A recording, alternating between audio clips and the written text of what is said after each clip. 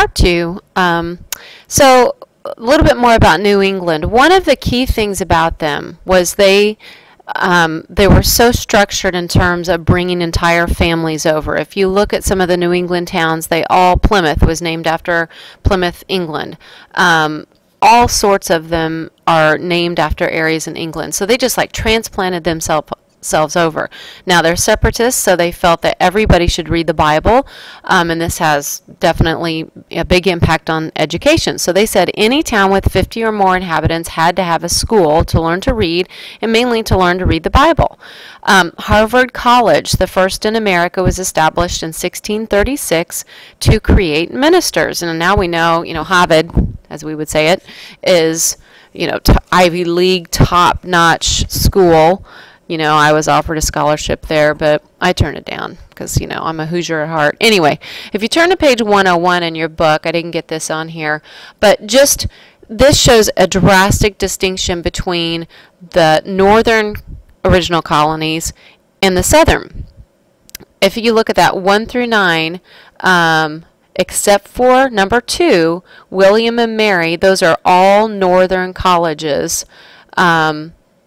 And that just shows the importance that they placed on education. And a lot of it was to train ministers. Anyway, back to this. I love these. This is the New England Primer, and this is what little kids learn to read out of. Adam and Eve, their God did grieve. Thy life to mend, this book attend, Bible. That cat doth play, and after slay. Okay, the idle fool is whipped at school. Again, idleness, Puritans. No problem with corporal punishment back then. So, all teaching kids how to behave and their letters at the same time. A little more about New England and their characteristics. They had representative government, much more prominent in New England than it was representative, meaning the people had a say to a certain extent. They had the seeds of the Revolution are planted there, right there in Boston, Massachusetts. They had meeting houses where the ale houses, or saloons, I suppose we could say, bars, that's not the word I'm looking for. Anyway, but that's where they were much more representative. Salem witch trials. Now, what's kind of ironic is here in the New England area, they had representative government, they had educated, college-educated people, mainly to be ministers, yet they had something so barbaric as the Salem witch trials. Okay, and by 1692, and this was in Salem, Massachusetts, so it was just really one area. But if you remember, we looked at that blue sheet, and it talked about what was done to the Quakers. The Massachusetts Bay Colony had their charter taken away by the King of England. Okay, they were still British or English citizens, same thing, and they were very upset by this, and they needed someone to. So we'll talk about this more in class. When Tituba, the slave of Reverend Paris, talks to these girls, and the girls freak out. If you've read The Crucible, this is a great book, The Heretic's Daughter, if you're a reader. It kind of was one of those things. Well, it snowballed, and people were looking for someone to blame for a bad harvest, for losing the charter. There's this germ. Well, it's not a germ. It was a fungus. They had had a lot of rain. Well, ask me about this in class. Some people believe that this affected people mentally and made them act weird. I actually have papers verifying I'm not a witch, so ask me for them. You'll probably try and steal them.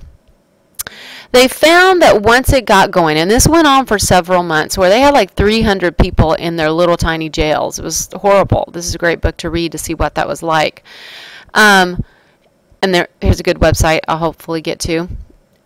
If you look at this map, and let's do a little scrolling action here.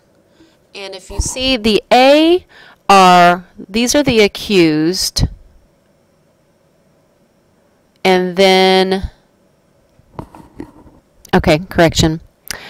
The A's are the accusers. Then these are D's. See the D's? They're defendants. So they've been accused of it, and the W's are witches. Now, this isn't perfect, but this apparently was the nicer side of town. If there was one, maybe they're a little wealthier, and this wasn't.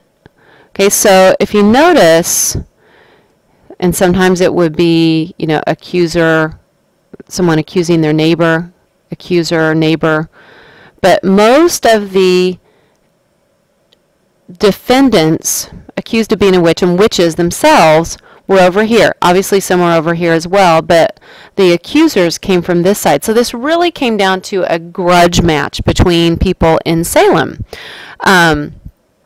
There are education or a website for this, Examinations and Evidence, Salem Witchcraft Jeopardy, The Crucible. These are just kind of fun things you can look at. Procedure and witchcraft cases, all kinds of stuff that you can look up here, and we'll watch some things as well.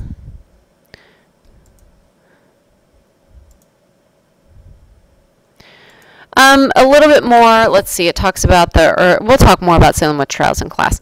So on page 85, you can see this talks about what it was like, some different things.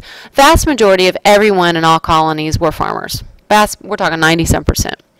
In all colonies, life was, you know, filled with hard work. It was difficult, but always better than in Europe.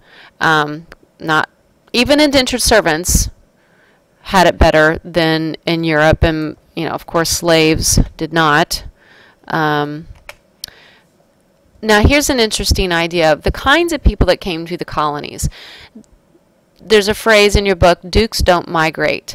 So if you have it good where you are, you don't leave. If you're just destitute on the street of England and you just, you know, don't have the energy or a dime to your name to get to a ship and go anywhere, you don't migrate.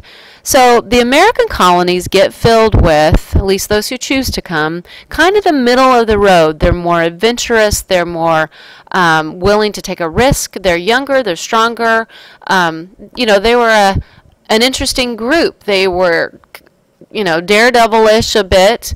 Obviously, to come to this area, they had to be. So it's just interesting if you think about who came over here. And that is it for Chapter 4.